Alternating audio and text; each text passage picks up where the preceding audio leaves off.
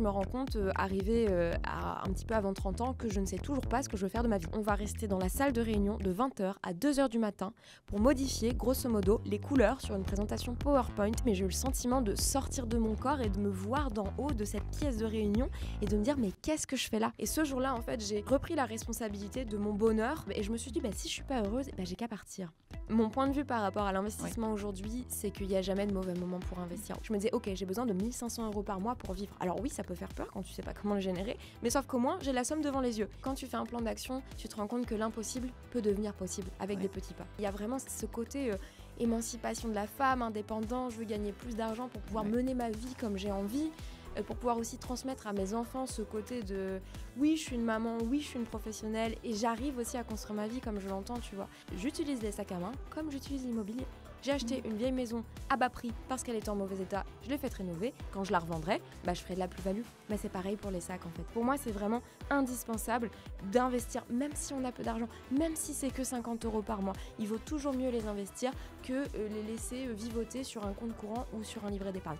À partir du moment où on a son épargne de précaution, bien entendu. Bonjour à toutes et à tous et bienvenue sur Perspective de vie, le média qui vous aide à conquérir votre liberté financière. Et aujourd'hui, pour ce nouvel épisode, j'ai l'immense plaisir d'accueillir Camille Aït-Taleb, qui est une femme audacieuse et authentique qui a transformé ses expériences marquantes en vraiment des leviers de succès. Et dans son parcours, vous allez voir, il y a eu un moment précis dans sa vie qui a été vraiment chargé d'émotions et ça a tout changé pour elle, ce qui l'a poussée à vraiment repenser sa vie et à prendre pleinement le contrôle. Mais alors, comment elle a fait pour prendre en main sa vie? Vous allez voir, c'est en osant investir. Et dans l'immobilier d'abord, puis après, c'est assez étonnant, mais dans les sacs à main. Et oui, on n'y pense pas toujours. Mais pourtant, les sacs à main, c'est un vrai investissement. Alors, préparez-vous à découvrir comment Camille a transformé sa vision de l'investissement et comment vous aussi, vous pouvez prendre en main votre avenir financier. Mais avant de commencer, pensez à vous abonner à la chaîne, à liker et à commenter pour ne rien manquer de nos contenus inspirants.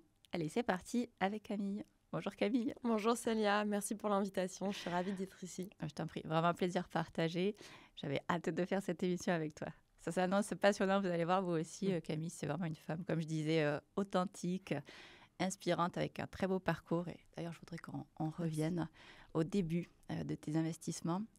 Tu m'as partagé qu'il y avait un moment marquant dans ta vie. Ça a été vraiment l'électrochoc pour toi qui a fait que tu t'es lancé dans l'immobilier, dans les sacs à main par la suite. Et tu t'es dit vraiment l'investissement pour moi, c'est la voie qui va faire que je vais prendre en main ma vie, je vais pouvoir changer ma vie. Alors, est-ce que tu peux nous expliquer comment tu as eu ce déclic-là ? Bien sûr. Alors déjà, peut-être pour revenir rapidement sur mon parcours, moi j'ai travaillé à ma sortie d'école de commerce dans le conseil. Oui, tu fais bien, c'est vrai que je ne l'ai pas... moi, c'est vrai que je le sais, alors je ne voulais pas rappeler, mais oui. J'ai été consultante pendant près de 7 ans dans des gros cabinets tels que EY, KPMG. J'ai aussi fait un stage chez Accenture. Donc j'avais un peu le parcours depuis le début, en fait, depuis l'école, depuis toute petite, de la bonne élève, entre guillemets, qui a jamais su ce qu'elle voulait faire de sa vie, mais qui du coup a toujours fait des choix d'études les plus ambitieux possibles pour s'ouvrir un maximum de portes. Donc au lycée, je ne savais pas quoi faire. On m'a dit t'es bonne, donc fais un bac S. Donc j'ai fait un bac S. À l'issue du bac, je ne savais pas quoi faire. On m'a dit pars en prépa, ça t'ouvrira des portes. Je suis partie en prépa et puis le chemin logique ensuite, c'était d'aller en école de commerce.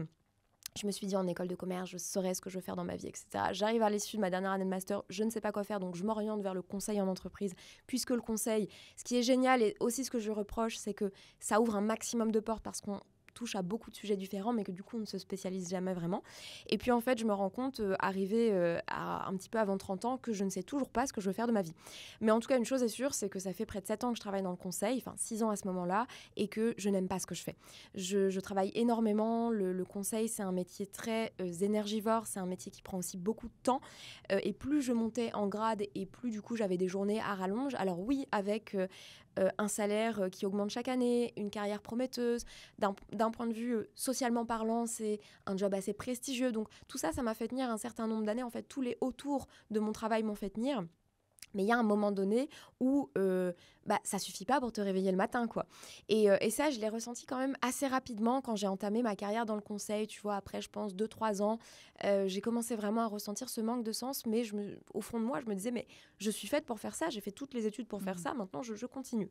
C'est la voie royale, il faut que je continue. Exactement, exactement. Et puis surtout, je savais pas du tout ce que je voulais faire d'autre. Et donc, j'ai tenu pas mal d'années comme ça. J'ai eu la chance, j'ai pris la décision, je me suis créé ma propre chance, France, de partir travailler pendant 1 an et demi à Hong Kong. Je me suis expatriée là-bas. Donc, l'expérience personnelle à Hong Kong était incroyable. Donc, ça m'a fait un peu oublier le côté j'aime pas mon job. Retour en France en 2019. Donc là, je change de cabinet. Je passe de EY à KPMG. Rebelote, même type de mission, etc.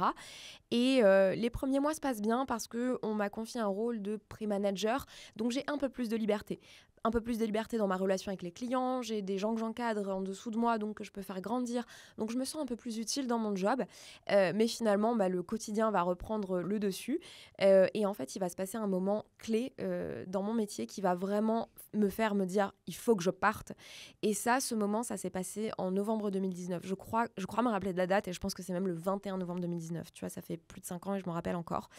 Ce jour-là, je suis sur une mission pour un client que je ne citerai pas par accord de confidentialité, mais sur une mission de réduction d'effectifs. Donc, grosso modo, notre rôle à nous en tant qu'équipe de conseil, c'est de faire une liste des gens à virer dans l'entreprise. Donc, autrement dit, pas la mission la plus sympathique, c'est pas le genre de mission sur lequel je suis spécialisée et surtout, c'est pas une mission que j'apprécie en fait. Le sens profond de la mission est quand même pas très humain et pas très agréable, même si dans un sens, c'est nécessaire à l'entreprise. Donc, je suis sur cette mission depuis déjà 3 mois et notre client veut qu'on travaille dur. Donc, il nous a fait venir directement presque au sein de son entreprise. Donc, l'entreprise est située au fin fond d'une zone commerciale de Belgique. Et en fait, il nous a pris un hôtel qui est littéralement à 30 mètres de l'entrée de son entreprise. Le client dort avec nous dans l'hôtel. Visiblement, il n'a pas de vie personnelle. Enfin, voilà, il n'a pas de domicile. Donc, il dort avec nous dans l'hôtel. Donc, en fait, si tu veux, du réveil le matin jusqu'au coucher, jusqu'au dîner, donc de 7h à 23h, on est avec le client tout le temps, que ce soit à l'hôtel, dans la salle de sport de l'hôtel ou dans l'entreprise, et on parle boulot, boulot, boulot. Donc déjà, d'une, le sujet de la mission m'intéresse pas, et de deux, en fait, c'est très pesant. J'ai pas de vie personnelle, j'ai pas de moment à moi, sauf quand je me retrouve toute seule dans ma chambre d'hôtel, et à ce moment-là, c'est pour dormir. Donc en fait, déjà, la mission me pèse énormément. Et je me rappelle très bien du dernier jour de la mission, c'est un jeudi, donc un jeudi en novembre 2019. Le lendemain, on doit rendre nos conclusions finales au client. Donc, on a un gros copil, l'organise une grosse réunion de rendu de conclusion. Donc, on travaille sur le support qu'on va présenter le lendemain. Le support, il est prêt depuis au moins 1 semaine. Tu penses bien, on l'a fait voir à tout le monde en interne, chez le client, etc. Mais en fait, le dernier jour, le directeur donc, de mon équipe de chez KPMG et l'associé décide qu'il est 20h et qu'en fait, il faudrait peut-être qu'on reprenne la présentation. Donc, je me rappelle très bien, ce jeudi soir, on va rester dans la salle de réunion de 20h à 2h du matin pour modifier, grosso modo, les couleurs sur une présentation PowerPoint et interchanger quelques synonymes les uns avec les autres. On va travailler de 20h à 2h sans faire de pause dîner, sans qu'on ait de propositions de pause pour sortir, pour respirer un peu, fumer une cigarette pour ceux qui fument. Bref, en gros, on reste cloîtrés, emprisonnés dans ma tête, dans cette salle pour quelque chose qui a aucun sens, tu vois. On modifie des couleurs sur un PowerPoint. Ce soir-là, moi, j'avais d'autres projets pour ma vie. Je m'étais dit, allez, 20h, je quitte le travail, parce que déjà, je trouve un horaire assez honorable. Et je voulais aller à la salle de sport. Ça faisait un bout de temps que je n'avais pas fait de sport. J'avais besoin, tu vois, de me délivrer de cette pression. J'avais envie d'appeler ma grand-mère, que je n'avais pas pris le temps d'appeler depuis longtemps. J'avais envie de dîner dans à peu près à une heure correcte et de me coucher tôt, à savoir 23h. 2h du matin arrive, j'ai rien fait de tout ça. Et en fait, je me rappelle très bien de regarder ma montre à ce moment-là, Célia, et de me dire, mais qu'est-ce que tu fais là ? Tu vois, et en fait, il s'est passé un truc, c'est pas du tout une expérience surnaturelle que je vais raconter, mais j'ai eu le sentiment de sortir de mon corps et de me voir d'en haut de cette pièce de réunion et de me dire, mais qu'est-ce que je fais là ? Et en fait, à ce moment-là, j'en voulais à mon équipe, j'en voulais à mon client et j'en voulais aux gens qui étaient au-dessus de moi, donc mon directeur, mon associé, etc. Sauf que ce soir-là, j'ai pris conscience que personne ne m'obligeait à rester dans cette pièce. La seule personne qui avait pas... J'avais pas osé lever la voix pour dire ah non mais moi je suis pas d'accord, en fait il est 23h, je vais rentrer. La seule personne qui me laissait assise sur cette chaise devant mon ordinateur, c'était moi. On n'avait pas fermé la salle à clé, personne ne m'a empêché de partir. J'ai juste pas eu le courage de dire c'est hors de question, je n'accepterai pas ça, je resterai pas jusqu'à 2h du matin. Et ce jour-là en fait j'ai repris la responsabilité de mon bonheur physique, mental dans mon job. Et je me suis dit si je suis pas heureuse, j'ai qu'à partir. Et cette soirée-là... Ça ne tient qu'à moi. Ouais, ça tient qu'à moi. Et tu vois, ça fait plus de 5 ans et j'en parle encore avec beaucoup d'émotions. C'est comme si c'était hier pour moi. Parce que vraiment, je ressens encore cette haine que je ressentais, tu vois, contre mon équipe, ce mal-être, vraiment cette frustration. Et le lendemain, du coup, je suis rentrée chez moi à l'issue de cette mission et je me suis fait une promesse à moi-même, une promesse très forte qui a été la première fois de ma vie que je prenais un engagement vis-à-vis de moi-même. Je me suis dit, écoute Camille, dans 1 an, jour pour jour, c'est terminé. tu ne seras plus dans le conseil, tu ne seras plus chez KPMG et tu ne seras plus dans le salariat. Tu ne sais pas ce que tu veux faire de ta vie, mais en tout cas, ce qui est sûr, c'est qu'il est hors de question que tu continues comme ça pendant encore les 30, voire les 35 prochaines années. Donc voilà ce moment fondateur qui m'a fait complètement basculer dans autre chose. Ouais, donc, tu prends beaucoup de hauteur, gros déclic, tu dis il faut réinventer ma vie, réinventer ma carrière. Ouais. Et là, tu te diriges vers l'investissement. Mais comment tu as l'idée de te diriger vers d'abord l'IMO ? Ouais, alors je ne l'ai pas du tout, cette idée-là. Ouais. Et comment tu te dis, c'est ça qui va faire que ma vie va changer ? Ouais. Parce que dans la plupart de l'esprit des gens, c'est pas, tu ne dis pas ça. Je vais changer de job, je vais faire autre chose, je vais repartir, mais chez un autre. Oui.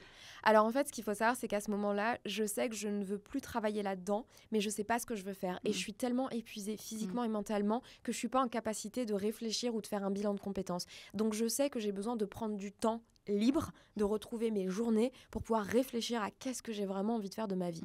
Donc ça, c'est le premier constat. Le deuxième constat, c'est que, ok, je veux quitter mon job, mais on vit dans une société où on a besoin d'argent, j'ai besoin de payer mon loyer, de vivre, d'avoir quelques loisirs un minimum. Donc je me dis, où est-ce que je vais trouver cet argent-là ? L'idée du chômage m'effleure même pas l'esprit. Enfin, pour moi, je veux démissionner, donc j'aurai pas le chômage. Et je n'ai pas la chance d'avoir des millions placés sur un compte qui me permettent d'être entière. Hors de question que je demande à mes parents à l'âge de 30 ans de financer mon train de vie. Donc en fait, très rapidement, je me dis, ok, je veux partir, mais comment je fais ? Et il faut savoir que moi, je ne viens pas d'une famille, je n'ai pas reçu une éducation d'investissement ou d'entrepreneuriat. Tu vois, je viens dans une famille où l'objectif, c'est de faire des études et d'avoir un job sécurisé. Donc un CDI ou être fonctionnaire ou être salarié, grosso modo. Moi, l'investissement ne m'effleure absolument pas l'esprit. Jusqu'à un certain soir, donc décembre 2019, j'ai pris ma décision de partir depuis déjà quelques jours. Je rentre chez moi un soir exténuée du travail, je m'avachis sur mon canapé, chose que je fais assez rarement. J'allume la télé et je zappe sur BFM TV, chose que je ne fais jamais. Mais ce soir-là, je ne sais pas pourquoi, ça se passe. Et en fait, je tombe sur BFM TV, sur l'interview d'un investisseur immobilier et je me reconnais beaucoup en lui parce que il est sorti d'une école d'ingénieur, il a commencé dans un très joli job, très prestigieux qui ne lui plaisait pas. Et en fait, rapidement, il s'est dit, c'est pas ce que je veux faire. Donc, il a quitté son job et il s'est mis à acheter des maisons qu'il divise en appartements et qu'il met en courte durée. Et il arrive à en vivre. Et quand j'entends ça, Célia, moi, la Camille, mais pas du tout investisseuse, pour qui investir, c'est prendre un risque, j'ai une ampoule qui s'allume dans ma tête et je me dis, c'est exactement ça que je vais faire. Enfin, quand je repense à cette scène, je me dis... Oh, mais what the fuck, comment j'ai pu penser que c'était ma solution ? Et en fait, c'était tellement clair dans ma tête, je me suis dit, c'est exactement ce que je veux faire. Donc, j'ai retrouvé le contact de cet investisseur immobilier, j'ai harcelé pour qu'il accepte de me former. Et c'est comme ça que je me suis lancée dans l'immobilier. Sans rien connaître, avec une formation complète et en ayant la conviction que c'était la seule manière de me créer une rente suffisante pour me permettre de quitter mon job et de prendre le temps de réfléchir à ce que je voulais faire de ma vie. Ouais, son discours t'a vraiment parlé et tu t'es dit, comme ça, c'est avec la rente, l'investissement, je vais remplacer mon salaire. Complètement. Ouais. Après, aussi pour les personnes qui nous écoutent, c'était en quelle année ? Ça serait que l'IMO aujourd'hui, ça serait bien d'avoir peut-être ton avis un peu là-dessus, mais c'est peut-être un peu moins évident aujourd'hui l'IMO, avec les taux qui ont augmenté. Alors, je vais revenir là-dessus, mais moi, j'ai pris la décision d'investir fin 2019 et au final, j'ai investi concrètement pendant l'année du Covid, donc en 2020. Donc, pas la meilleure année non plus pour l'obtention des prêts, etc. Ça a été beaucoup compliqué, les travaux, etc. Bref, mon point de vue par rapport à l'investissement aujourd'hui, c'est qu'il n'y a jamais de mauvais moment pour investir. Oui, les taux ont augmenté. Alors déjà, on voit qu'ils sont en train de diminuer. Je suis moi-même en train de négocier en prêt actuellement. Les taux ont augmenté, certes, mais à côté de ça, le marché de l'immobilier est très... il est très peu dynamique depuis déjà pas mal d'années, 3-4 ans. Donc en fait, ce qui se passe, c'est que les propriétaires qui veulent absolument vendre, ils baissent leur prix. Donc oui, ton taux d'emprunt a augmenté, mais les taux de l'immobilier, les prix de l'immobilier au mètre carré dans la plupart des villes, on l'a vu, ont régulièrement chuté. Donc en réalité... En fait, ça dépend si on veut voir le verre à moitié plein ou à moitié vide. À moitié plein, il y aura toujours des opportunités dans l'investissement, n'importe quand. À moitié vide, il y aura toujours des contraintes. Oui, donc il n'y a jamais de mauvais moment. Il n'y a jamais de mauvais moment, exactement. Si les gens pensent qu'il y a un mauvais moment, c'est qu'en réalité, ils n'ont pas vraiment envie d'investir, ils ont peur d'investir et ils se mettent des fausses barrières, ils se mettent des fausses contraintes pour se rassurer, se dire « Ah, j'ai raison de ne pas investir, ce n'est pas le moment ». Non, c'est faux.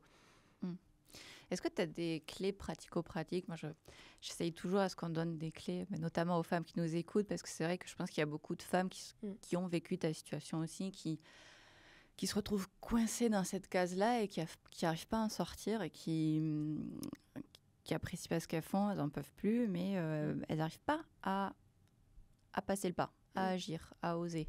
Est-ce que tu as vraiment des clés à donner aux femmes qui nous écoutent ? Ouais, Moi, il y a plusieurs choses qui m'ont aidée. Il y a plusieurs étapes à suivre, entre guillemets. La première, c'est déjà d'avoir le courage de regarder la situation en face et d'accepter que le job dans lequel on est, qu'on a peut-être mis des années à construire, ou la situation personnelle dans laquelle on est, parfois ça peut être aussi un couple qui ne nous convient pas, un lieu de vie qui ne nous convient pas, mais déjà avoir le courage de regarder la situation dans les yeux et de se dire ok, peut-être que ça m'a plu à un moment donné, ça ne me plaît plus aujourd'hui. Déjà ça, c'est la première étape, c'est la plus dure, mais elle peut déjà tout déclencher. Et à partir de ce moment-là, alors je vais prendre l'exemple du job que tu as quitté. Provoquer la prise de conscience aussi. Exactement, vraiment, provoquer la prise de conscience. Et à partir de là, vraiment, en gros, mettre sur papier, ok, je veux quitter tel job, mais concrètement, comment je fais après? Et tu vois, moi, l'un des premiers trucs que j'ai fait, c'est d'ouvrir en bonne consultante mon fichier Excel et de me dire, ok, je veux quitter mon job, mais de combien j'ai besoin pour vivre demain? Tu vois, de faire un tableau de mes dépenses minimales. Et c'est bien ça, c'est une bonne clé. Tu vois, c'est des choses simples. Ouais, tu vois, j'essaye d'un peu de changer, mais c'est vraiment des petits trucs... des toutes petites actions que quand on en parle comme ça, on se dit c'est ridicule de le dire, mais non, c'est vraiment utile pour les personnes qui nous écoutent. Parce que souvent, on peut se dire oui, je veux quitter mon job, mais c'est impossible, j'ai besoin de trop d'argent pour vivre, etc. Quand on met les choses sur papier, parfois on se rend compte que quand on a une somme sous les yeux, on se dit ok, là j'ai une somme définie sous les yeux. Tu vois, et du coup, comment je peux la générer, cette somme-là? Donc déjà... Donc toi, tu as fait ton petit tableau Excel. J'ai fait mon tableau Excel, donc j'arrivais à une somme de 1 500 € par mois, enfin plus ou moins, quelques euros près. Je me disais, ok, j'ai besoin de 1 500 € par mois pour vivre. Alors oui, ça peut faire peur quand tu sais pas comment le générer, mais sauf qu'au moins, j'ai la somme devant les yeux. Donc maintenant, je vais réfléchir à comment je la génère.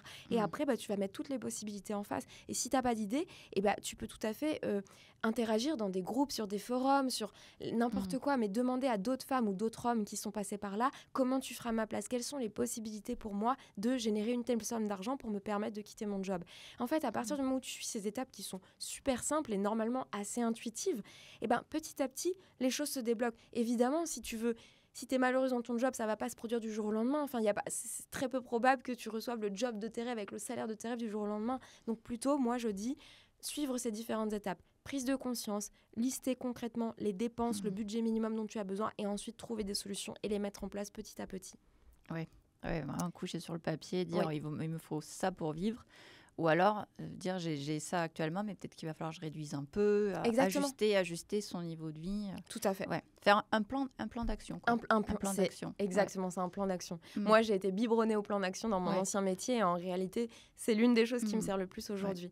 Parce que quand tu fais un plan d'action, tu te rends compte que l'impossible peut devenir possible avec des petits pas. Et après aussi en parler, aller sur des forums, pas hésiter à aller au-devant des gens. Parce que moi, je parle avec beaucoup de femmes, et en fait, elles se renferment sur elles-mêmes. Tu vois, vraiment, elles se renferment. Et elles se disent, elles ont un peu honte, en fait, de partager. Mais non, il ne faut pas avoir honte. Il faut parler. Parler, ça libère toujours et ça crée des déblocages. Complètement. Et pas hésiter à parler aussi avec d'autres femmes. Aller au-devant des femmes et entre femmes. Moi, personnellement, je trouve beaucoup de soutien auprès des femmes et celles qui c'est entre femmes, on a nos propres thérapies. Bien sûr. C'est comme ça qu'on avance. Bien sûr. Et donc super, là, des super clés pratiques. Merci Camille. C'est vrai qu'on ne pense pas, mais c'est des choses toutes simples en fait. Et c'est bien de le partager au micro. Donc, tu te dis, je vais me lancer dans l'IMO. Oui. Est-ce que tu te lances après avoir démissionné ou tu le lances en parallèle du boulot?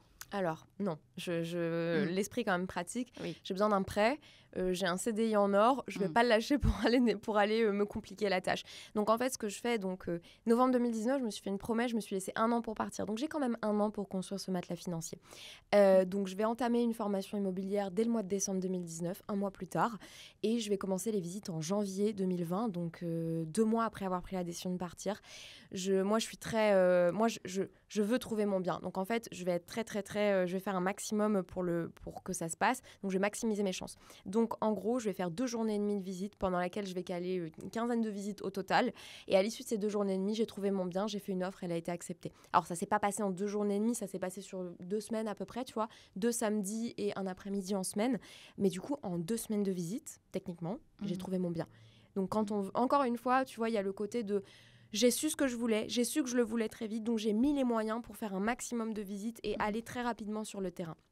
Donc février 2020, je trouve mon bien, mon offre est acceptée et puis ensuite très rapidement on va lancer la suite, la recherche de prêt. qui va malheureusement prendre beaucoup de retard à cause du confinement, du tout premier confinement. Au final, mon prêt, je l'obtiendrai pendant l'été 2020 et je vais signer chez le notaire en septembre 2021. On va démarrer les travaux à ce moment-là. Les travaux vont durer 6 mois et donc, en gros, les travaux se terminent grosso modo mars-avril 2021, il y a 4 ans à peu près. Et c'est à ce moment-là que je vais quitter mon job. Donc, je quitte mon job. Les apparts ne sont pas encore en location, mais les travaux sont terminés et je sais qu'il n'y a plus grand-chose à faire et c'est moi qui vais m'occuper de l'aménagement et de la création des annonces. Donc, je quitte mon job au final, pas vraiment 1 an plus tard comme je me l'étais promis, mais 1 an et 3-4 mois plus tard à cause du Covid. Non, mais c'est super Camille, super action parce que je rebondis là-dessus. Moi, j'ai une copine, pareil, elle en peut plus de son job, elle veut changer de vie, elle veut réinventer sa vie. Même situation que toi. Et elle veut se lancer dans l'entrepreneuriat. Elle a un projet, donc là, c'est pas de l'investissement IMO, voilà, mais un projet entrepreneurial. Et je lui dis, non, attends un peu, lance ton projet en parallèle du boulot. Attends un petit peu, fais quelques clients, tu te dis, c'est sûr, c'est beaucoup plus de boulot. Oui. Tu prends sur tes vacances, ton temps perso, le soir, le week-end, c'est compliqué, ça va être dur, ça va être beaucoup d'énergie et du temps de travail. Mais lance un petit peu en parallèle. Et puis après, quand tu te sens prête, tu as quelques clients, hop, ça y est, tu demandes rupture conventionnelle notamment. Oui. Et tu te lances à fond, à 100%. Oui. Mais donc là, c'est super pour faire le parallèle par rapport à toi, l'investissement. Tu te lances dans l'invest en parallèle du boulot, sur ton temps libre, j'imagine aussi. Voilà, tu as mis beaucoup d'énergie, de passion. Et un point par rapport à l'immobilier aussi qui est super important pour vous qui nous écoutez, c'est que quand on a un boulot, un CDI, c'est quand même beaucoup mieux pour le prêt bancaire. Clairement. Comme on disait tout à l'heure, on parlait en off, tu coches les cases. Tu coches les cases, tu as un CDI, malheureusement, voilà, pour le banquier, quand tu es entrepreneur, que tu es au chômage, voilà, c'est pas très rassurant. Clairement pas. Donc voilà, profiter d'avoir un prêt immobilier pendant qu'on est encore... en activité en CDI. Exactement. Donc, super. Donc, voilà. Donc, tu te lances, tu as fait ton premier invest. C'était un immeuble de ce que je comprends. Alors, en gros, j'ai acheté une grande maison de 135 mètres carrés dans une ville moyenne du nord de la France. Une maison sur 3 niveaux, rez-de-chaussée, premier, deuxième étage. Et je l'ai complètement rénovée parce qu'elle était vraiment dans son jus. Et surtout, je l'ai transformée en 5 appartements, 3 studios et 2 T2 que j'ai tous mis en location courte durée sur Airbnb et sur Booking. Super. Donc, là, tu avais divisé, tu as plusieurs biens, donc là, tu as plusieurs rentes. C'est ça, exactement. En plus, avec la courte durée, c'est encore... Ouais. En fait, j'ai suivi la stratégie de la personne que j'avais vue sur BFM, qui était vraiment de maximiser les revenus. Encore une fois, moi, j'ai investi pas dans une stratégie patrimoniale. Moi, j'avais besoin de remplacer mon salaire. Oui. Donc, pour remplacer un salaire, il faut y aller, quoi. Oui. Et donc, du coup, je me suis dit, j'ai utilisé toutes les stratégies et je les ai mises ensemble, les meilleures stratégies d'investissement. Donc, la division, ça te permet d'acheter ton mètre carré moins cher à la base et après, tu maximises en divisant en plusieurs logements et après, la courte durée pour vraiment faire générer des revenus bien plus importants qu'aux locations longue durée. Et tu as réussi à remplacer ton salaire alors ? Alors, pas la totalité de mon salaire, mais j'ai réussi en tout cas à me créer la rente dont j'avais besoin, les fameux 1 500 € net par mois. Au moins pour vivre. Exactement. Okay. Et ma stratégie, tu vois, ça a été aussi... de toute façon, tout ce projet immobilier a été vraiment stratégique. Ça a été de négocier un emprunt, certes, sur une durée plus réduite. Je n'ai pas réussi à avoir un emprunt sur 20 ans, comme souvent dans le locatif. Je l'ai eu sur 15 ans. Par contre, j'ai négocié 3 ans de différé. C'est-à-dire que pendant 3 ans, je n'ai pas remboursé le prêt. J'ai juste remboursé les intérêts qui étaient de moins de 200 € par mois. Donc, pendant 3 ans... moins les 5-6 mois de travaux, j'ai encaissé les loyers nets dans ma poche. Donc en fait, moi, c'était ma stratégie parce que au fond de moi, je me disais, Camille, tu vas avoir 3 ans de cash qui arrive direct dans ta poche. En 3 ans, tu trouveras une autre activité professionnelle. Au bout de 3 ans, tu n'auras plus besoin de ce projet immobilier pour vivre. Soit tu auras repris des études et tu auras repris un job, soit tu auras monté ta boîte, soit tu seras retourné en entreprise et tu auras trouvé quelque chose qui te plaît. Je me suis dit, 3 ans, c'est énorme pour se construire. Donc c'est pour ça que j'ai fait le choix de cette stratégie de différer d'emprunt pendant 3 ans. Et après, maintenant, le différé est terminé. L'immeuble me rapporte clairement plus autant, mais le projet s'autofinance. J'ai toujours un peu de cash flow à la fin du mois. C'est parfait. J'ai plus besoin de ces revenus immobiliers pour vivre aujourd'hui. Ouais, au moins, avec ce décalage de 3 ans, tu avais pas mal de cash qui rentraient. Ça te sécurisait financièrement. Oui, tu étais en sécurité. C'est ça. Ça me permettait de vivre et en plus de construire une enveloppe de provision au cas où il y a un problème avec l'immeuble, dégâts des eaux ou que sais-je, quoi. Donc, la thématique de la chaîne, c'est liberté financière, émancipation économique. Est-ce que toi, tu penses que justement le fait d'avoir tout ce cash, ça t'a mise en sécurité? Toi, sur le plan personnel aussi, tu t'es sentie plus libre, émancipée. Ça a été quoi, toi, ta vision de l'argent à ce moment-là? En fait, il s'est passé tellement de choses. Enfin, quand je regarde la Camille d'il y a 5 ans versus celle d'aujourd'hui, Il y a une chose majeure qui a changé, c'est que je me suis prouvée à moi-même, j'ai compris que j'étais capable de générer de l'argent moi-même, sans avoir un employeur, sans avoir un CDI. Moi, jamais je pensais que c'était possible. Je ne pensais pas qu'on pouvait faire de l'argent en dehors d'un salariat, en dehors d'un job avec un contrat. Et aujourd'hui, ce projet immobilier m'a montré que si, je l'ai fait toute seule. Alors oui, je me suis entourée d'artisans, etc. Mais c'est mon idée, tu vois, ça vient de moi-même. Et ce projet d'investissement m'a ensuite, du coup, je pense, ça a été un tremplin pour l'entrepreneuriat. Et aujourd'hui, mon entreprise, ma société, me fait dire aussi, là encore, tous les revenus qui sont sur mon compte, ça vient de là-dedans, en fait, c'est moi. Et ça, je trouve que c'est une force énorme parce qu'aujourd'hui, je sais que quoi qu'il arrive, si mon projet immobilier, je sais pas, il fait faillite ou si ma boîte, elle marche pas et qu'elle fait faillite, c'est pas grave. Je sais que je remonterai à autre chose. Je sais que je suis capable de créer de l'argent par moi-même et ça, c'est très libérateur. Là, je te rejoins là-dessus. Moi aussi, il y a Célia avant l'entreprise et il y a Célia après l'entreprise. C'est plus du tout la même personne. Non, mais sur le plan humain, tu te dépasses. En fait, tu te dépasses, tu prends une confiance incroyable en toi. Ouais, clairement. Ouais, quand tu lances des projets, que ce soit investissements entrepreneuriaux, c'est clair que ta personnalité n'est plus du tout la même. Complètement. Génial. Et donc voilà, pendant ces 3 ans, t'amasses cet argent. Et alors, t'en fais quoi de cet argent après? Donc, t'as cette maison que tu as divisée. Ouais. J'ai dit en introduction, tu t'es lancée dans les sacs à main. Ouais, quelle a été la suite de l'histoire alors? Alors, en fait, ce qui s'est passé, c'est que la maison, du coup, les appartements, je les mets en location en juin 2021. Donc là, ils commencent à générer du cash. Et à partir de ce moment-là, du coup, j'ai terminé l'aménagement. J'ai fait tout ça. Enfin, les appartements s'auto-gèrent. J'ai une conciergerie qui gère sur place le ménage. Donc, juillet 2021, je me retrouve à continuer à me réveiller le matin tôt et à me dire, je me mets à mon bureau. Tu vois, j'ai un bureau chez moi qui, du coup, ne me sert pas. Je me dis, qu'est-ce que je fais? Qu'est-ce que je fais de mes journées? En fait, c'est la première fois de ma vie, de toute ma vie, en fait, où je me lève le matin, où je me dis, mais qu'est-ce que je peux faire? Tu vois, depuis la maternelle, en fait, jusqu'à mon job, j'ai toujours été, mais comme tout le monde, conditionnée à tu te lèves, tu as une mission dans ta journée d'aller à l'école, d'étudier, d'être une bonne salariée. Et là, je me retrouve je me lève le matin, je n'ai plus de mission. Et c'est un sentiment de liberté immense et de vertige en même temps qui est... Alors moi, j'ai beaucoup aimé, mais je comprends que ça puisse aussi faire peur à certaines personnes. Mais c'est en fait à ce moment-là où je me suis dit, écoute Camille, tu retrouves tes 8 heures, voire 10 heures de temps de travail convertis en liberté. Réfléchis maintenant à ce que tu as vraiment envie de faire. Donc là, je vais entamer une période où je vais tâtonner un petit peu et je vais tester plein d'activités différentes pour m'occuper, pour comprendre ce que j'aime faire et pour me faire un peu plus d'argent pour compléter les 1 500 € par mois de l'investissement immobilier qui me permettent de vivre, mais bon, c'est pas non plus le grand luxe. Hein. Oui, tu te dis quand même, il faut évoluer dans sa vie. Voilà. Exactement. Et donc, je vais faire plein de petits jobs différents. Je vais donner des cours de français en ligne à des étrangers. Je vais faire de la figuration dans un film. Je vais créer un blog sur le bien-être. Je vais faire des enquêtes rémunérées. Tu sais, les genres d'enquêtes où on t'envoie un shampoing, tu le testes et après, tu remplis un questionnaire et tu es rémunéré 50 € pour ça. Je vais faire ce genre de choses. Bref, j'ai honte de rien. Je fais plein de choses. Je teste. Et en fait, petit à petit, j'affine et je me dis, ça, j'aime bien. Ça, j'aime moins. Ça, j'aime le contact avec les gens. Et petit à petit, en fait, je vais me dire, qu'est-ce que j'aime au fond? Et en fait, je vais me rendre compte d'une chose. En fait, ce que j'aime, c'est travailler pour moi-même et choisir ce que je veux faire. Que ce soit des cours, aller faire de la figuration ou autre, c'est moi qui décide et ça, j'aime. Et en fait, je me rends compte aussi, fin d'année 2021, à chaque fois que je vais à des dîners ou autres, toutes les femmes autour de moi qui sont présentes, donc des amis ou des amis d'amis, me questionnent toutes sur mon projet immobilier. Oh, mais c'est toi qui as acheté une maison pour la diviser? Oh, mais t'es courageuse, comment t'as osé faire ça toute seule? Moi, j'oserais pas en tant que femme. Ah oui, mon frère, il a fait la même chose, mais moi, quand même, je me lancerais pas. Comment t'as fait? Tu vois, je reçois tout le temps les mêmes questions de femmes. Les hommes, non.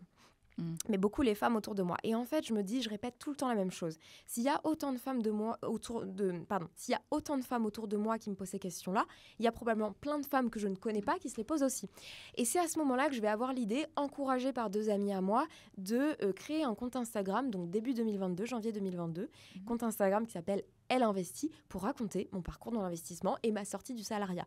Donc en fait, c'est un compte sur lequel je parle de mon immeuble, je parle des travaux, je parle de comment j'ai quitté mon job, je parle de comment j'ai fait, etc. Et je me dis, on verra, ça m'occupe, ça me plaît, et puis on verra si ça prend. Je suis pas du tout convaincue, je suis pas du tout une Instagrammeuse dans l'âme, je suis pas une très grande utilisatrice des réseaux sociaux à l'époque. Et puis au final, je me rends compte que ça plaît énormément. J'ai pas mal de gens qui m'ajoutent.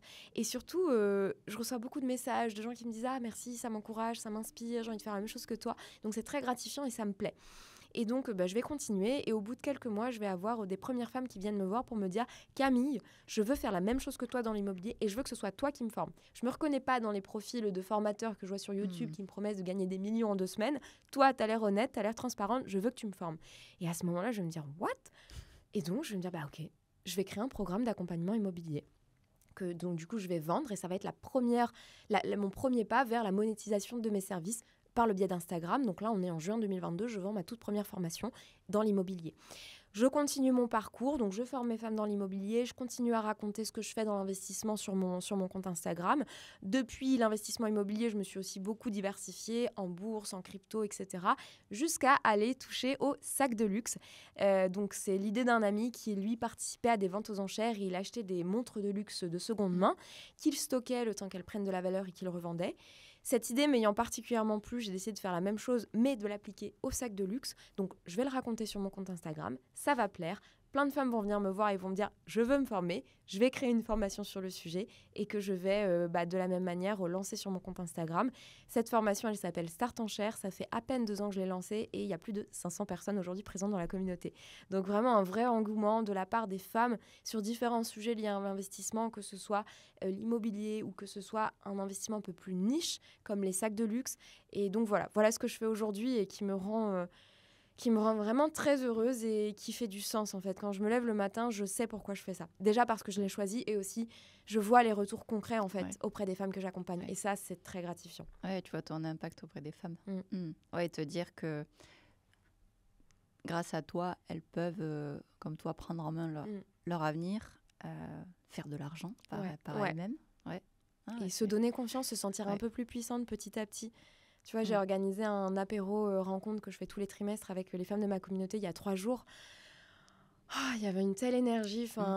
Elles sont toutes là pour les sacs à la base, mais en fait, quand on se voit, elles finissent toutes par parler immobilier, entrepreneuriat. Il y a vraiment ce côté émancipation de la femme, indépendant. Je veux gagner plus d'argent pour pouvoir mener ma vie comme j'ai envie, pour pouvoir aussi transmettre à mes enfants ce côté de oui, je suis une maman, oui, je suis une professionnelle et j'arrive aussi à construire ma vie comme je l'entends, tu vois.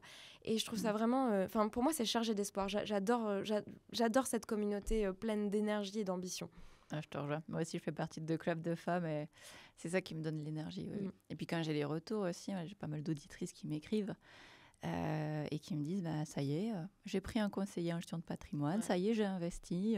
Parce que oui, c'est vrai que si tu as trop de charge mentale, puis c'est pas trop ton truc aussi, tu vois, d'aller investir ton épargne, bon, on peut comprendre. Mais moi, je le répète tout le temps, même si vous avez que 10 000 € de côté, c'est pas parce que vous avez que 10 000 € que vous ne pouvez pas avoir un conseiller qui va faire l'arbitrage, qui va vous aider dans vos investissements. Et puis, contrairement à ce qu'on croit, ce n'est pas non plus si cher que ça. Ok, le conseiller se rémunère, on prend ta formation, on paye la formation, mais après, tu gagnes tellement derrière, tellement. Donc, non, il ne faut pas hésiter à investir un petit peu de ce côté-là, à se former, à bien s'entourer. Et pardon, excuse-moi. Je voulais revenir sur un point, on n'a pas le... C'est génial, tu disais, j'ai donné des cours, t'as été figurante dans des films. Là, je voudrais rappeler aussi, on n'a pas un chemin tout tracé. Et c'est pas parce qu'on bifurque, qu'on teste, qu'on est folle. Parce que moi, j'ai entendu ça, tu vois. Moi, bon, voilà, petite histoire perso, les RH, ils m'ont dit, Célia est instable. Ils ont utilisé le mot instable. Mais non, c'est juste que Célia, elle cherche sa voie, en fait, parce que c'est pas forcément... Complètement. Et non, mesdames, vous n'êtes pas instable. C'est juste qu'on teste. Et alors, on a le droit de tester. Et il faut y aller, il ne faut pas avoir peur. On a le droit de changer de voie plein de fois dans sa vie, en fait. Oui. On a le droit de changer de voie tous les 5 ans, on a le droit de changer de voie tous les ans si on veut. En fait, on mène sa vie comme on l'entend.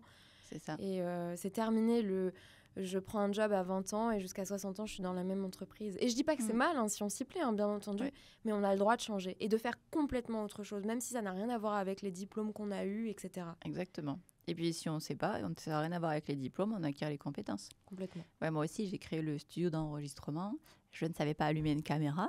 Voilà, maintenant, c'est bon, je sais mettre un setup en place, je sais lancer le tournage. Et avant, j'étais dans l'assurance non-vie, donc bon, pour dire. Oui.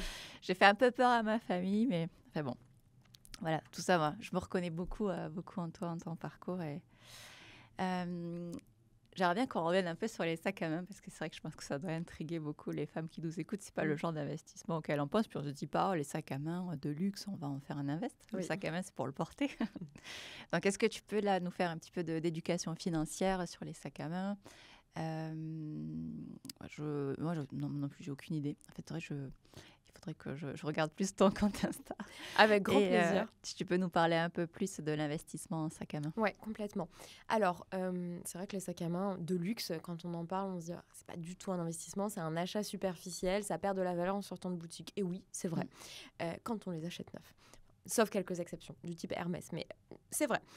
Moi, ma stratégie, en fait, c'est d'investir dans des sacs de luxe de seconde main, abîmés, donc à bas prix, aux enchères. Donc, les enchères qui sont relativement méconnues encore et que justement, je veux ouvrir grâce à ma communauté. J'emmène les filles avec moi aux enchères, tu vois. En gros, j'achète vraiment des sacs de luxe. Donc, j'ai un trio gagnant qui est Hermès, Chanel, Dior. Je me concentre principalement sur ces 3 marques-là, qui sont 3 marques qui existent depuis des décennies, voire plus d'un siècle, qui ont fait leurs preuves, qui ont un héritage très fort, etc. Donc, je les achète à bas prix parce qu'ils sont abîmés, donc ils font peur à la plupart des gens. Je les fais rénover par des artisans maroquiniers spécialisés dans le luxe, qui sont souvent passés par les ateliers Chanel, Louis Vuitton, Hermès, etc. Ou, depuis peu, je les rénove moi-même parce que je me suis formée sur le sujet. Et ensuite, je les revends en générant une belle plus-value. En fait, j'utilise les sacs à main comme j'utilise l'immobilier. J'ai acheté une vieille maison à bas prix parce qu'elle était en mauvais état et qu'elle faisait peur à tout le monde. Je l'ai faite rénover et quand je la revendrai, je ferai de la plus-value. C'est pareil pour les sacs en fait. Donc je l'applique aux sacs. Depuis quelques temps, je l'applique aussi aux bijoux de luxe du type des boucles d'oreilles Chanel, des broches Yves Saint Laurent, etc. Donc vraiment, moi, ma stratégie, c'est d'acheter en mauvais état, de faire rénover et de revendre avec une plus-value. Donc on peut revendre immédiatement et on peut aussi faire le choix de garder certains modèles qui vont prendre de la valeur dans le temps. Tu les achètes où ? Aux enchères principalement. Aux enchères. Donc les enchères aujourd'hui, on n'est pas obligé de se rendre dans une salle d'enchères et donc d'habiter dans une grande ville. Oui, il y a aussi, 2 sites. Il faut déconstruire un petit peu les mythes. Complètement. Il y a 2 sites internet qui retransmettent la plupart des enchères en France et en Europe, qui sont Interenchères et Drouot, où on peut avoir accès à toutes les ventes aux enchères de sacs, d'œuvres d'art, de sculptures, de bouteilles de vin. Enfin, le monde des enchères est absolument fascinant. Et il y a de très bonnes affaires à faire. Après, ça m'arrive aussi d'acheter directement sur Vestiaire.co ou sur Vinted parce que j'ai mes petits red flags qui me permettent de savoir quel sac va pouvoir se négocier au maximum. Donc, ça m'arrive aussi d'acheter sur ce genre de plateforme-là.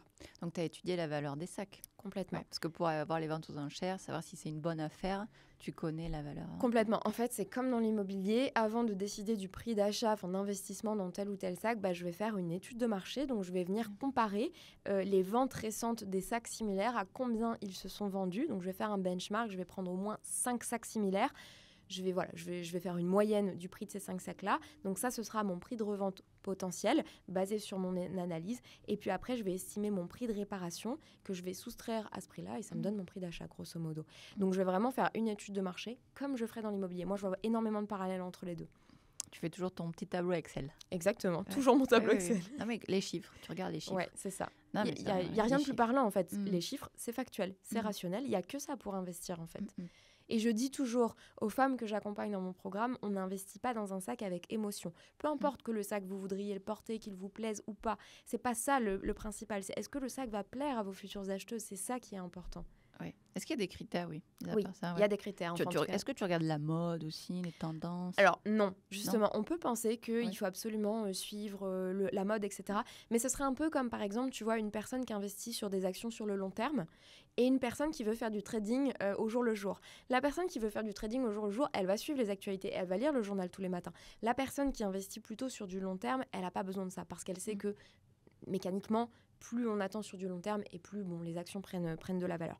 C'est pareil sur les sacs. Moi, mon objectif, en fait, c'est pas d'acheter un sac d'une tendance saisonnière du type, il y a Emily's in Paris qui vient de sortir sa dernière saison. Je vois que tel sac de telle marque est mis en avant. Alors oui, il va peut-être prendre dans la valeur dans les 2-3 semaines qui vont suivre. Par contre, si je le revends pas très rapidement, en fait, il aura perdu tout son attrait. Moi, c'est pas ça qui m'intéresse. J'ai pas du temps à passer à décortiquer la mode, à suivre des influenceuses sur Instagram. J'ai pas le temps pour ça. Donc moi, en fait, je vais investir dans des iconiques et des intemporels. Chez Hermès, on va avoir le Kelly ou le Birkin. Chez Chanel, on va avoir le Timeless ou le 255. Et chez Dior, le Lady Dior. Point barre. Dans des couleurs qui plaisent au plus grand nombre. Donc non, j'investis pas sur du rose fluo ou sur du jaune poussin. Je vais plutôt aller sur des couleurs comme du noir, du beige, du rouge, du bleu marine. Des couleurs en fait qui sont consensuelles, qui se vendaient déjà très bien il y a 30 ans et qui se vendront encore dans 3 ans. Voilà. Indémodable, classique, intemporel. Tout à fait. Ok. Et pas trop compliqué de les avoir aux ventes aux enchères parce que j'imagine que d'autres personnes ont la même stratégie aussi. Ils se disent, je vais aller tabler sur l'intemporel. Oui, complètement. Ouais. Alors, ça dépend des ventes. En fait, c'est un peu toute la magie des ventes aux enchères, c'est que tu ne sais pas ce qui va se passer lors d'une vente aux enchères. Il peut y avoir une vente aux enchères qui a été très médiatisée, qui se passe par exemple un samedi après-midi, donc tout le monde ne travaille pas, donc tout le monde vient à la vente. Et là, tu vas avoir des prix qui peuvent s'envoler. A contrario, tu peux avoir une vente qui a été très peu médiatisée par une maison d'enchères peu connue, un mardi après-midi pluvieux, où personne ne veut sortir de chez soi, où personne ne se connecte à la vente en live. Et là, tu peux avoir des sacs qui ne se vendent pas du tout, qui sont invendus. Ça, c'est les meilleures affaires, les invendus. Moi, je traque les invendus. Parfois, ça m'arrive aussi d'enchérir sur des sacs où on est très peu à enchérir dessus. Et au final, ça me permet de l'obtenir. Ça dépend vraiment du type de vente aux enchères. Quand parfois ça fait plusieurs jours ou semaines que j'obtiens rien aux enchères, je vais aller chercher sur les sites de seconde main où il y a aussi plein de pépites et de bonnes affaires à faire. Comment tu as connaissance des ventes aux enchères ? Tu regardes sur Drouot, Interenchères, ils te listent les ventes à venir. Les sites que tu avais cités précédemment. Ok, ils te listent les différentes. Exactement. Il y en a souvent ? Alors, des ventes spécialisées maroquinerie en France et en Europe, puisqu'on a accès aux deux, je dirais en moyenne 3 fois par mois, voire 4 fois par mois. Ouais, c'est pas si... Après, il faut bien chercher parce que parfois, tu vas avoir certaines ventes, par exemple, qui sont des successions. Il y a souvent, par exemple, des successions où ils vont vider toute la maison, ils vont tout mettre aux enchères parce que la personne avait majoritairement des biens de valeur. Et donc, parfois, tu vas avoir principalement du mobilier, des couverts en argenterie, des tableaux. Et tu peux avoir 4-5 sacs qui se glissent au milieu de ces ventes-là. Donc, il faut aussi surveiller ce type de vente parce que souvent, du coup, le public qui va assister à la vente n'est pas du tout intéressé par la maroquinerie. Donc, on peut aussi faire de bonnes affaires à ce moment-là. Tu passes beaucoup de temps à justement faire tes études de marché, chercher sur... Pas du tout. Alors, j'ai pas toutes les années, mais en tout cas, j'ai fait le calcul pour l'année dernière. L'année dernière, j'ai passé en moyenne 10 heures. 10 heures sur une année, donc moins d'1 heure par mois. Ah oui, d'accord. Ouais. Et tu as fait combien d'acquisitions de sacs ? 2 sacs et un bracelet. Enfin, j'en ai acquis un peu plus, mais j'en ai revendu 3 pendant l'année. Mon objectif, c'est d'en revendre à peu près 3 par an et de générer au minimum 3 000. Je vais entre 3 000 à 5 000 euros de plus-value au total. Donc, ça me fait 300-400 euros de plus par mois. Donc, vraiment, revenu complémentaire que j'utilise soit pour réinvestir dans de nouvelles pièces, soit pour financer moi-même des articles de luxe qui me font envie, mais que je refuse de financer avec mon propre argent. Je ne veux pas acheter du luxe avec mon argent. Pour moi, c'est jeter de l'argent par les fenêtres. Donc, je le finance grâce aux plus-values générées par cet investissement. Est-ce que tu peux nous partager un exemple de sac à main, une belle revente que tu as faite, une belle histoire de sac à main? Alors, j'en ai 2. Je vais te partager ma plus belle revente qui était incroyable. Donc, c'est un sac Kelly qui datait des années 40. Je crois que c'était 1945, donc un très vieux sac en cuir crocodile marron que j'ai acheté à tout petit prix. Alors, tout petit prix, je mets des guillemets, tout petit prix pour du Hermès. Aux enchères, je l'ai acheté 2 300 €. Au total, frais inclus. Ce sac, il était très abîmé et il faisait peur à beaucoup de monde. Il avait une tache, il avait plus sa anse, il était déchiré dans les angles, etc. Moi, je me suis dit 2 300 € pour un sac Kelly en crocodile. C'est une excellente affaire, j'y vais. Je l'ai fait réparer par un artisan spécialisé qui a déjà travaillé auprès de la maison Hermès précédemment et qui se spécialise dans la marque Hermès. Il m'a réparé le sac pour à peu près 700 €. Donc, j'ai eu un total entre l'achat et la réparation de 3 000 €. Et ce sac, je l'ai revendu, il me semble que je l'ai revendu en 3 mois, en 2 mois et demi, 3 mois, à une américaine, une australo-américaine qui était de passage à Paris et qui collectionne les sacs Kelly. Et elle m'a racheté ce sac 6 700 €, plus de 6 700 €. Donc, j'ai fait 3 700 € de plus-value grâce à ce sac. Ah ouais, donc bien plus du double. Ouais. Une magnifique... En 2 mois et quelques. Ça. En 2 mois, en comptant la réparation qui avait dû prendre 3 semaines, tu vois, ça a pris entre 3 à 4 mois au total, entre guillemets. Pour quelques heures investies, le temps d'aller récupérer le sac, de faire l'annonce, de l'amener chez le maroquinier, voilà, et de prendre les photos. Donc, une très, très belle plus-value avec ce sac. Et la deuxième que je veux te raconter, alors, c'est pas ma plus belle plus-value en valeur absolue, mais par contre, en rentabilité, on est pas mal. L'année dernière, je suis allée à Hong Kong pendant 1 mois. C'est une ville où je me suis expatriée il y a quelques années, donc c'est une ville que je connais bien. Et à Hong Kong, il y a plein de pépites dans le luxe. J'en ai trouvé une en allant... Parce qu'ils sont fans là-bas. Exactement, et il y a un certain nombre de ménages très aisés qui consomment le luxe comme on consommerait du premium ou voilà, chez nous et qui en fait s'en débarrassent très rapidement et à très bas prix. Donc quand on sait où chercher, on peut faire de belles affaires. Ouais, parce que tu n'as rien fait en plus dessus, aucune J'ai rien réparation. fait. Non, du il n'y avait tout, rien à faire. Il n'y a Non. rien à faire. Je l'ai rapidement nettoyé après l'avoir porté, je l'ai remis dans son petit sac et voilà. Et c'est parce que tu as connaissance de la valeur des choses aussi. Oui, j'ai connaissance de la valeur et comme dans tout investissement, je suis aussi prête à prendre un risque, tu vois. Ça m'est arrivé d'acheter un sac Chanel en oui, c'est vrai qu'on parle des réussites, mais ouais, si tu peux partager. Complètement. Alors, un sac Chanel en velours, un timeless noir que j'ai payé... Je crois que je l'avais payé à peu près 1 700 €, tout frais compris aux enchères. J'étais convaincue que je pouvais le vendre 2 500, voire 3 000. Et en fait, ce sac, je l'ai vendu 1 770 €. J'ai fait 70 € de plus-value dessus. Donc, j'ai pas perdu d'argent. Enfin, quoique, j'ai pas perdu d'argent. Je mettrais même des guillemets dessus parce que j'ai mis plusieurs mois pour le vendre. Donc, en réalité, certes, j'ai fait 70 €, mais j'ai presque perdu de l'argent parce que ça m'a fait louper d'autres opportunités. Oui, parce que tu as passé du temps sur celui-là et pas sur un autre. Exactement. Et puis surtout... En fait, j'ai aussi pour principe de quand j'ai plusieurs sacs qui attendent d'être vendus, je n'en achète pas. Parce que je veux pas non plus mettre trop de trésorerie dessus, je fais attention. Donc ce sac m'a fait manquer des opportunités. Donc l'un dans l'autre, j'ai pas perdu d'argent, j'ai gagné 70 €, mais j'ai manqué des opportunités qui auraient pu me rapporter plus d'argent. Ouais, c'est génial, j'adore. Donc il faut aussi être capable de prendre un peu de risque, mais comme dans tout type d'investissement. Oui. Enfin, si on n'est pas capable de mettre de l'argent sur la table où on se dit... j'ai pas envie, mais je suis prête à le perdre, on peut pas gagner d'argent. Enfin, on n'a rien sans rien dans l'investissement. C'est sûr que si tu fais rien, il va rien se passer. C'est sûr que tu ne cours aucun risque, mais il ne va rien se passer. Donc, je sais que tu es ultra transparente sur ton patrimoine. Est-ce que tu peux nous partager, pour donner de la force aux femmes qui nous écoutent, de elles-mêmes se constituer leur propre patrimoine? Ouais, complètement. Alors moi, quand j'ai quitté... je vais partager mes chiffres parce que ça me semble important. Je le fais pour que les gens puissent se rendre compte, en fait. Moi, quand j'ai quitté mon école de commerce pour commencer dans la vie active, j'ai fait mes comptes il n'y a pas très longtemps. J'avais un petit peu plus de 9 000 € sur mon livret A et mon LDD. Épargne que m'avaient constitué mes parents et que j'avais moi-même constitué au cours de stages étudiants, etc. Donc, j'ai démarré la vie active avec ces 9 000 €. 7 ans plus tard, je quitte la vie active avec un très bon salaire et je n'ai accumulé que 40 000 €. Tu vois, j'ai à peu près 50 000 € d'épargne quand je quitte le salariat. Et pourtant, j'ai très bien gagné ma vie, notamment quand j'étais à Hong Kong. Si à ce moment-là, j'avais su comment investir, j'aurais probablement pu faire beaucoup plus en l'espace de 7 ans. Mais je ne savais pas investir. Donc, je quitte le salariat et là, je commence à me former à l'investissement, l'immobilier, la bourse, la crypto, etc. Et en fait, en l'espace des 4 dernières années, je suis passée de 50 000 € de patrimoine à aujourd'hui près de 150 000 €. Alors que aujourd'hui, même encore aujourd'hui, je me paye moins. C'est un choix que quand j'étais salariée parce que je n'ai pas besoin d'autant pour vivre. Que j'ai passé les 2-3 premières années à vivre avec les 1 500 € de ma rente immobilière. Donc, c'était le début. C'est ça. Ouais. J'avais moins d'argent. J'étais au balbutiement de ma société et pourtant, parce que j'ai su mieux gérer mon budget et parce que j'ai su investir mon argent, je suis passée de 50 000 à 150 000. Ça ne m'a pas demandé d'efforts particuliers, ça m'a juste demandé de bien savoir où mettre mon argent et où faire mes choix stratégiques, tu vois. Et en fait, je partage ces chiffres pour que les gens se rendent compte que en l'espace de 7 ans, en étant salarié avec un bon salaire, j'ai accumulé que... je mets des guillemets, 40 000 €. Et en l'espace de 4 ans, en étant moins bien payée, j'ai réussi à accumuler 100 000 €. Donc, juste pour que les gens comprennent la force de l'investissement. Et pour moi, c'est vraiment indispensable d'investir, même si on a peu d'argent, même si c'est que 50 € par mois. Il vaut toujours mieux les investir que les laisser vivoter sur un compte courant ou sur un livret d'épargne. À partir du moment où on a son épargne de précaution, bien entendu. Oui, je suis d'accord. Voilà qui conclut cet entretien vraiment inspirant, Camille. Merci beaucoup. Avec plaisir, Célia. Voilà, il faut juste oser. Complètement. Oser, voilà. C'est vrai que c'est le mot qu'on aime toutes les deux. Ouais. Oser, il faut agir, il faut y aller. Il ne faut pas avoir peur.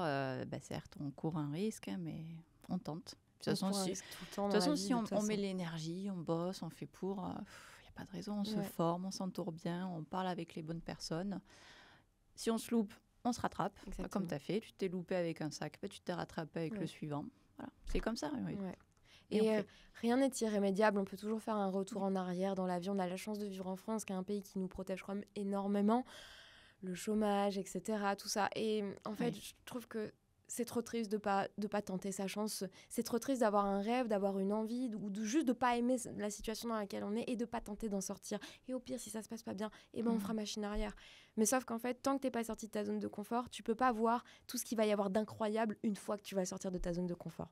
Et vraiment, il y a plein de belles choses qui vont arriver. Il y a une petite part de magie, de rencontres auxquelles tu t'attends pas du tout et qui vont te conduire vers un endroit où tu seras beaucoup mieux. Génial. Merci beaucoup Camille. Merci d'avoir partagé ce moment riche en émotions et en enseignements. Et vous aussi, vous avez compris que son parcours audacieux, ça nous rappelle que chaque expérience, même la plus inattendue, la plus marquante, difficile, ça peut être le point de départ d'une révolution personnelle et financière, n'est-ce pas ? T'es qu'au début de l'ascension, Camille. Le meilleur reste à venir. Merci Camille. Avec grand plaisir. Je passe un très très bon moment. J'espère que vous aussi. N'oubliez pas, prendre en main sa vie, c'est aussi oser investir dans ses rêves. Si vous avez aimé cette interview, abonnez-vous, likez, commentez et partagez pour que d'autres femmes aussi puissent trouver l'inspiration nécessaire pour conquérir leur liberté financière. À dimanche prochain sur Perspective de vie.